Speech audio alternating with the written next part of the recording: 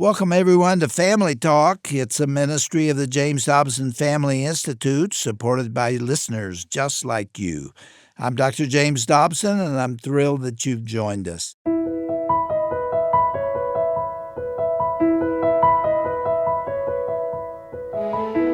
Well, welcome to Family Talk, the broadcast division of the Dr. James Dobson Family Institute. I'm Roger Marsh, and if you're a parent who's been lying awake at night, wondering if your rebellious child will ever come back to the Lord, I have good news. Today's program is for you. We are reaching back into our archives to bring you a powerful conversation from 4 decades ago, when Dr. James Dobson sat down with 3 men who were once angry, defiant, and lost, but who each encountered Jesus Christ and went on to become pastors and ministry leaders. One grew up with an abusive, alcoholic father and was literally holding a loaded gun waiting to kill his wife and children when he heard the gospel on television and surrendered his life to Jesus Christ. Another came from a broken home and endured the trauma of abuse, lost his brother in a car accident at the age of 15, and literally then spiraled into heavy drug use. And that was before God pulled him back from the brink. And the third, well, he is the son of Billy Graham himself, who rebelled not out of trauma, but simply because he wanted to live life on his own terms. The men in question are Franklin Graham, Raul Ries, and Mike MacIntosh. Each took a different path into rebellion, but they all found the same way out. Here now is Dr. James Dobson to introduce our 3 guests on this classic edition of Dr. James Dobson's Family Talk.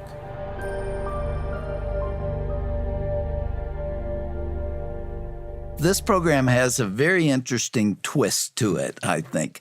It started with an idea. Most of our programs begin with an idea that we think might be helpful to someone or useful in their family life or useful to the Lord. And I had an idea that I thought would make a good broadcast. But it occurred to me that there are now religious leaders, Christian leaders, who are very effective for the Lord, who have large ministries and a great following, and yet they came the path of rebellion. When they were teenagers, they were very difficult to get along with, and their parents had all kinds of problems with them. And so I thought it would be interesting to bring these 3 men into the studio and ask them, what were they thinking back there? What was the source of all that anger and all that rebellion and all that resistance against their parents? Help us understand. What I was really trying to do is to get a fix on what goes on in the mind of a teenager and to give some encouragement to the parents who have one who's going through that maybe your son or daughter could go on to become a great Christian minister. Don't despair too quickly on what's going on during those years of hormonal upheaval. And so that was the idea behind the program. And we brought these 3 men in the studio. And the first voice that I want to identify is that of Franklin Graham, who now serves as the president and CEO of the International Relief Agency, Samaritan's Purse. But he remains equally committed to evangelism as his father was and is, Dr. Billy Graham. This year he's going to be speaking at several high-energy revival festivals around the world, including one in Angola and the Ukraine, and even in my old neighborhood of Shreveport, Louisiana, where I was born. Many people have seen the Time magazine earlier this year, which listed Franklin as one of the 25 most influential evangelicals in America. The second voice was that of Mike MacIntosh, who's been a pastor of a thriving congregation at Horizon Christian Fellowship in the San Diego area for the past 30 years. He's the founder and president of Horizon International, an evangelistic arm of his church, which ministers throughout the world in areas such as Poland, Romania, and China. Mike also serves as president of Youth Development Development International, an organization which provides assistance and counseling to thousands of young people across North America. And finally, another friend of mine, Pastor Raul Ries, who has since 1979 led 2 different Calvary Chapel congregations in Southern California and is currently based in the city of Diamond Bar. He was born in Mexico City. Raul endured a very rough childhood and is now passionate to reach the lost for Christ. He has 2 Purple Hearts for his service in Vietnam, and he has earned an 8th degree black belt in martial arts. So those are the 3 individuals, the 3 voices, and we brought them in the studio for over an hour, and what we're going to hear now is that blast from the past from 1986. It has been said, Raul, that you were perhaps the world's most unlikely individual to have become a minister. Explain what that means. Well, I was one of those rebellious teenagers, not only my teens, but also my adulthood, where I didn't really like anybody. My problem was never drugs. I just had a real hatefulness in my heart for people because of the things that I had seen when I was a kid. And I grew up with that real deep in my heart. What was your early childhood like? My early childhood I was born in Mexico City, where my dad was an alcoholic. He was a businessman, but he had problems drinking real bad, abusing of my mom and the children, coming home and beating up on my mom and not being able to really speak to us, but by pushing and shoving and breaking things and coming home with his hands bloody from fighting in the streets and doing people in. Did he ever abuse you? He abused me a couple of times, but see, I was so uptight and so mad that I always think in my mind of going into the kitchen and grabbing a knife and cutting his throat. That was my picture in my mind. You really wanted to kill him? Yes. As a matter of fact, when I came back from Vietnam, one time I was just back and he shoved me, he pushed me. And I went into the kitchen, I grabbed one of those big butcher knives, and I said, next time you touch him, I'm going to cut your throat. And he knew then that he had to put a stop to it because I would do it. Would you have done it? I would have done it in my heart. Were you also rebellious against the school and against all forms of authority? Yes, I was mad at, the police right here in Baldwin Park, they knew how I used to be because I would rebel against everything and anything. And the reason for that, I believe in my heart, is because I was angry at my mother and my father. And I wasn't getting love. I was like the guy that was always going to be the rejected one. I was never going to amount to anything. And they would always praise my brother and my sisters, but they would never praise me. How in the world did you come to know the Lord out of that atmosphere? Well, about 1972, I had gotten married to a Christian woman that was backslidden and had given her life back to the Lord. And the Lord Jesus Christ had been really dealing with my life, but I wasn't aware of it, where my wife was praying for me. And I had come home to kill my wife that night and my kids, because she was getting ready to leave me after 5.5 years of abuse. You were sitting there in the living room with a gun, waiting for them to come home. Right. And see, I did the same thing my dad did. I started abusing my wife and my children, and I was tired. I was making all kinds of money in the martial arts, and I was doing good secular-wise, but not in the Lord. And that night I loaded my gun and waited for her to come home, and she never did come home. And Pastor Chuck Smith was on TV during the hippie movement, and I turned the television on and they were giving testimony. And that night the Lord spoke to my heart, and I accepted Jesus into my life. Isn't that incredible? I had a total change. Well, were you really a new creature? Oh, yes. You know what? It was like a weight of blackness in my heart that was lifted up in my soul, and I felt the Holy Spirit come into my life. And how old were you at that time? 24 years old. Did your relationship with your wife then begin to... Well, tell me what happened. My wife didn't believe it. My wife, when she came home, she was at church, and so I ran to this church to go to the altar call, and I came back home. I knocked on the door, and I said, honey, guess what? I am born again. And she closed the door right on my face. She didn't want to believe it, so she opened the door, and it took about a year to really see the change in my life as she began to see me get into the Word and drive out to Chuck's church and begin to get rooted and grounded in God's Word. And then you started your own ministry with 7 or 8 people. I Right. guess. The Lord gave me a calling to start to have a Bible study in my home, to go back to my old high school and start ministering to the young kids. And we started with 7 kids. And for about 4 years, we had about 25 people. And then it just blew up afterwards. The Lord just really blessed it. 5,000 people on Yes. Sunday now. That must be staggering to you, given where you came from. I can't even believe I'm a minister of the gospel, but it's really exciting. Well, our second guest is Franklin Graham, who's president of Samaritan's Purse, which is an international ministry that provides assistance to missionaries and national pastors, among other things. He's also president of World Medical Missions, which is a sister organization to Samaritan's Purse. Franklin, you also came through a time of rebellion, did you not? Yes, sir, that's correct. And it started very early or during the teen years? I would have to say it probably starts early and develops more as you get into your teenage years. And really, I never rebelled against anything that my parents taught or what they stood for. I just decided I was going to live my own life. And I was going to do those things that made me happy, those things that pleased me. And I was going to taste and sample and take a bite of everything, whether my parents liked it or not. There will be those who are listening to us who connect your last name, Graham, with your accent and will recognize who your father is, of course, Dr. Billy Graham.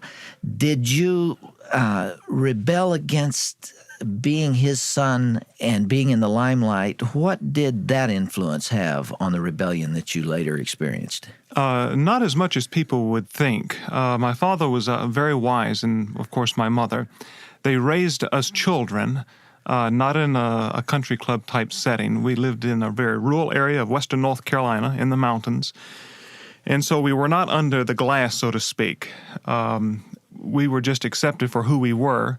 If I had lived in a city where we would have had a lot of contact, it would have been very difficult for me. I did rebel in some cases because people expected me to be something that I wasn't. Did you resent the notoriety that your father had? Sometimes I did. I can't explain it. Yes, you do resent it. You resent all of his attention going to other people. You resent the fact that he comes home and he's tired and you want to go play ball and he doesn't. Yeah. You resent the fact that he gets on an airplane and then he's gone for 6 weeks or 2 months. He traveled 9 months out of the year when you were little, didn't he? I think I read that. That's someplace. correct. I remember there was one time he was gone for one period, 6 months straight, when he had crusades in Australia. But God made up for it. God always sent another man to be in my life, a man that was a father-type image, who at that particular period of my life met a particular need. God used men at the right time. My father never deserted us. He loved us. And when he came home, he tried his best to make his time with his quality time. And he would try his best to go camping and do the things that he didn't care about, but he would do them anyway with us children. In an article I read, you said you always had access to him, even when he was out of town. Always had access. I can never remember a time where my father has ever locked the door and said that we couldn't see him. If I wanted to see him, I remember I was little, he sent me to a boarding school in New York. He was afraid that I was going to turn out to be a real hick, I guess, there in the mountains of North Carolina. But I went to a boarding school in New York, which I really hated and really dreaded. I was leaving for school, and I needed some money, and he was having his board meetings there in Montreat, and I wanted to go in and see him. I'd already said goodbye to him, but I was really wanting to get some more money from him.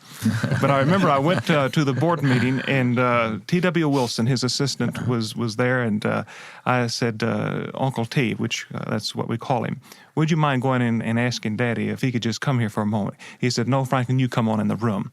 And I walked into the room, and my father stopped the whole board meeting, introduced me to all of his board members, and then he took about 30 or 40 minutes with me. And most of the time, we were just general conversation, but yet he took that time. And that's all of his life. He's always done that. He's taken time with his children. I don't care if the President of the United States, and he took me to the White House when I was young, where just he and I would go spend the night with President Johnson, and then later when President Nixon was in the White House. So he would do things with me. Now, comparing your background with Raul's, he had something to rebel against. He was unloved. He was abused. He saw an awful lot that made him angry. You're saying your rebellion did not grow out of legitimate reasons. It was just there for some reason. Well, I think it's legitimate reasons. I think it's just the evil nature of man's heart. Yeah, that's good. And I was wanting all of those things in life that I thought would please me, that Christian parents are telling you not to have. The girlfriends, or whether it's the drinking, or whether it was tobacco or marijuana. These are things that I was going to find out for myself, and I wasn't going to take advice from my parents. So it was just the evil nature of heart of Franklin Graham. Not all rebellion grows out of parental mistakes. Boy, I wish every Christian knew that. Some rebellion is just in the heart of man, Franklin, as you say. Some of it is just an independent desire for power and for selfishness, and I'll have my own way.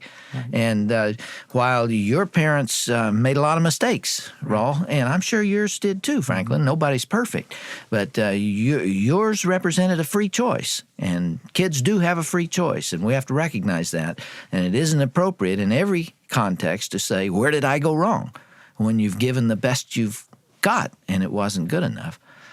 You found the Lord about 22 years of age, I guess. I was 22 years old when I really gave my heart to the Lord and made him the Lord of my life. At the age of 8, I invited Christ into my heart, but be honest, I don't think I really made him the Lord of my life. I don't think I knew what lordship meant at 8 years of age. If you learned at 22, you did better than a lot of people do. Well, our third guest is Mike MacIntosh, who is the senior pastor of the Horizon Christian Fellowship in San Diego. Mike, I know that you experimented with drugs. Franklin, you mentioned marijuana. Is that as far into the drug lifestyle as you went? Yes, sir, that is. Yeah, you got into heavier stuff, didn't you, Mike? Right. Franklin, I'd like to touch on a couple of things he brought up. One is that he said it wasn't when he was a teenager that the rebellion started. It started earlier than that. Yeah. That's how it was with me, too. It just really came to fruition in my teenage years. And secondly, though his father traveled, he recognized the strong need for a father figure in his life, and I didn't have the father figure. That always made me a little uptight. You were from a broken home. From a broken home, right. My father, who's still alive, is an alcoholic and a gambler at 78 years old, and I never knew my father. In fact, in the last 4 years is the most I've ever seen him in my life. And that was through him seeing me on television and preaching in the Portland Coliseum one night. But I had a stepfather, and I thought my stepfather would be the answer, and it took me off the farm from a foster home. And then when he divorced my mother, my life began to fall apart at 10, 11, 12 years old. And by the time I got to high school, that's when all the hostility that was in me from the time I can remember back to 4 or 5 years old just really came unglued. You were abused when you were in that foster home, weren't you? Well, later, when I had my experience with LSD, through psychotherapy, it came out that was a big part of my problem that I had repressed over the years, that the man of that house had molested me a couple of times. I would never confront that issue in my life, and I always wondered why I partied so much and chased so many girls, and I realized I was trying to identify my masculinity and to repress that. And I had so much bitterness and hatred and anger as a little guy from that having happened to me, and I was always a fight away from anybody that would light my fuse. You know, Mike, we played a trick on you and Raul, and I don't know if you all know it yet. This may come as a surprise to you, but we called your mothers, and we talked to them. I called your mom, and or at least a member of our staff did, and asked what she remembers about your rebellious adolescent years and so on, and she wasn't aware of a lot of it. Oh, really? You got away with it. But she said the worst rebellion occurred when your brother was killed in a car accident. That devastated me. When I was about 12, I made a commitment to Jesus. I said I wanted to accept him as my Savior in a Baptist church, and never followed that up, though I was the president of our youth group in high school. At that time, it was the largest high school west of Mississippi. And I was trying to find Jesus, but I had nobody guiding me to the Scriptures or discipling me. And that afternoon, when a friend of my brother's pulled up beside me on the street and said, "Get in the car," and I said, "What's the matter?" And they said, "We want to tell you that your brother was killed today in an auto accident." I was 15, and my life was never the same from that time until about 30 years old, even after having been a Christian. the bitterness I had against life, coming from the broken family, the alcoholism in the family, living in a foster home, having nobody to help me, though I was always trying, I was given a real sharp mind by the Lord. That made me so angry at life that I predetermined my heart that I was going to push and push and push and push till I met somebody big enough to set me down. And of course, Now, that ended up being Jesus Christ. If we had to characterize what you were feeling at that time by one particular emotion, would anger be the emotion? Raul, is that what you were feeling? That was what I was feeling, yes. You were mad. Real mad. Who were you mad at? I was mad at everybody. My mom, my dad, my brothers, my sisters, the whole police? world. The police, everybody. School teachers? Everybody. I mean, they kicked me out of school so many times that I didn't even care. Why were you so angry? I mean, you've told us about this stormy, troubled childhood, but is there anything else we can get a handle on? You know what, there? Dr. Dobson, I think deep down in my life, looking at everything in my life, going to nightclubs with my dad and seeing my father getting drunk, and that's still tender down there. Isn't that interesting? All those years later, you can still feel what you felt at that moment. It was a real hard part of my life. Yeah. Did you stand and watch him? Oh, yeah. He would leave me outside while he got drunk. Did it embarrass you? Yes, it did. Franklin, how about you? Is there that kind of anger? Were you feeling the same things? No. Or were you just looking for life? I was just looking for life and was on kind of a roll. I wanted to get all that I could get. And there were things that I was forced to do that I didn't want to do. I had to go to school to New York. And that's the last place I ever wanted to go was up north. I was a southern boy. And to put me into that type of setting. And then I got into high school. In the South, we were taught respect for our parents, for our teachers. And I went into a private school in New York where the children showed absolutely no respect for anybody or anything. Total disrespect for authority. And I just have to say that rubbed off on me.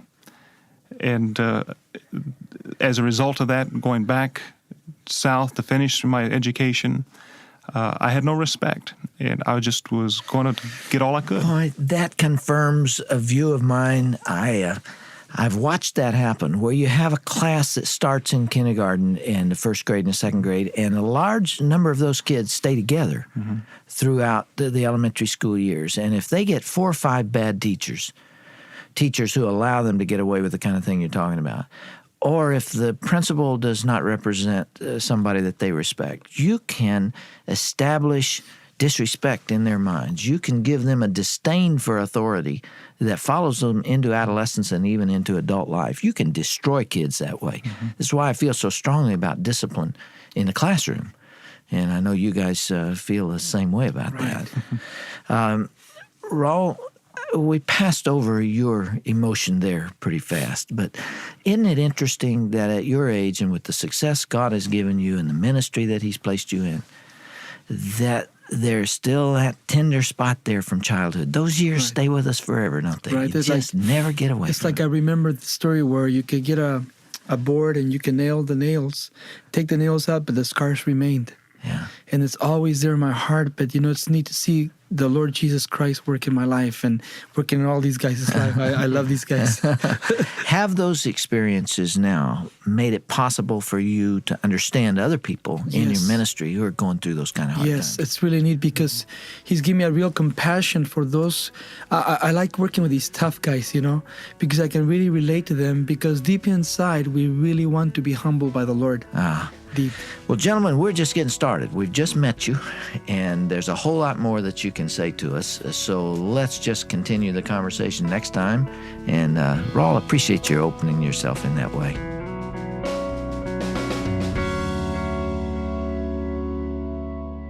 What a gift it is to hear from men who have literally walked through the fire and come out on the other side with a testimony that can strengthen someone else's faith.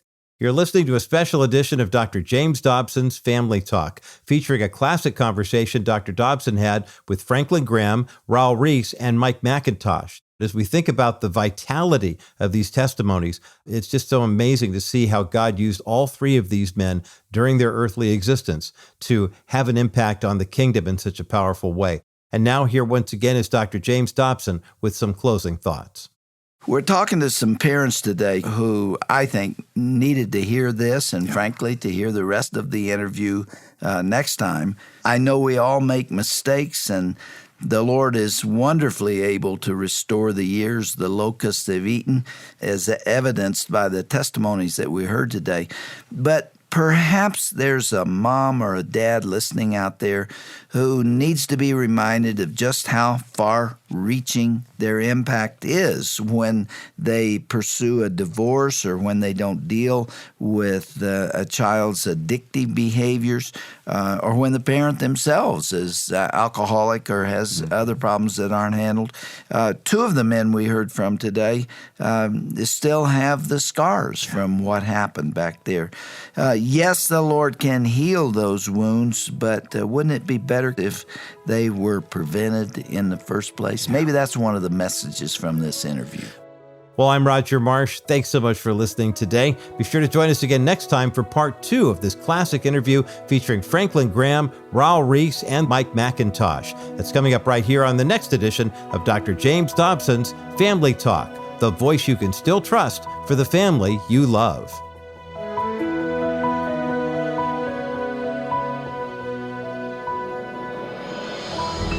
This has been a presentation of the Dr. James Dobson Family Institute.